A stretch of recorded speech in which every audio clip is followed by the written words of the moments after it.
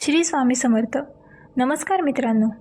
श्रीमद भागवत गीता जीवनातील धर्म, कृती आणि प्रेमाचे धडे देते. गीतेची सर्वात खास गोष्ट म्हणजे तिचा अर्थ समजण्यास अतिशय सोपा आहे. गीतेचे शिकवण अंगीकारल्याने जीवन सोपे होते. श्रीमद भागवत गीता हा हिंदूंचा पवित्र ग्रंथ आहे. जीवनाचे संपूर्ण सार त्यात स्पष्ट केले आहे. गीतेमध्ये भगवान कृष्णाच्या शिकवणीचे वर्णन आहे, जे त्याने महाभारत युद्धाच्या वेळी अर्जुनला दिले होते.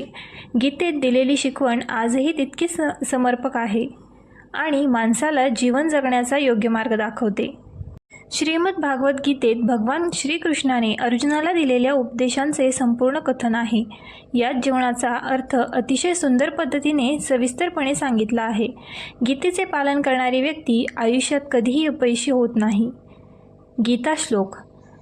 चिंतया जायते दुःख ज्ञान तेहेती निश्चयी तया हीन सुखी शांत सर्वत्र गलित स्पृहा. अर्थ, दुःख चिंतेतून उद्भवते, इतर कोणत्याही कारणाने नाही. जो व्यक्ती हे समजून घेतो, सर्व इच्छांचा त्याग करतो आणि चिंतामुक्त होतो, तो सुखी आणि शांती प्राप्त करतो. गीता उपदेश. श्रीकृष्णाने गीतेमध्ये सांगितले आहे की जे आपल्या मनावर नियंत्रण ठेवू शकत नाही त्यांचे मन स्वतः शत्रूसारखे काम करते.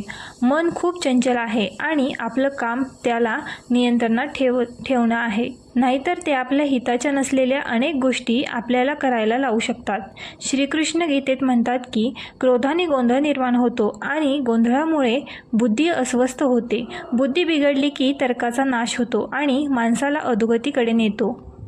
श्रीकृष्ण म्हणतात की फक्त डरपोक आणि कमकुवत लोकच गोष्टी नशिबावर सोडतात, पण जे बलवान आणि स्वावलंबी असतात ते कधीही नशिबावर अवलंबून नसतात. गीतेनुसार माणूस त्याच्या श्रद्धेने निर्माण होतो.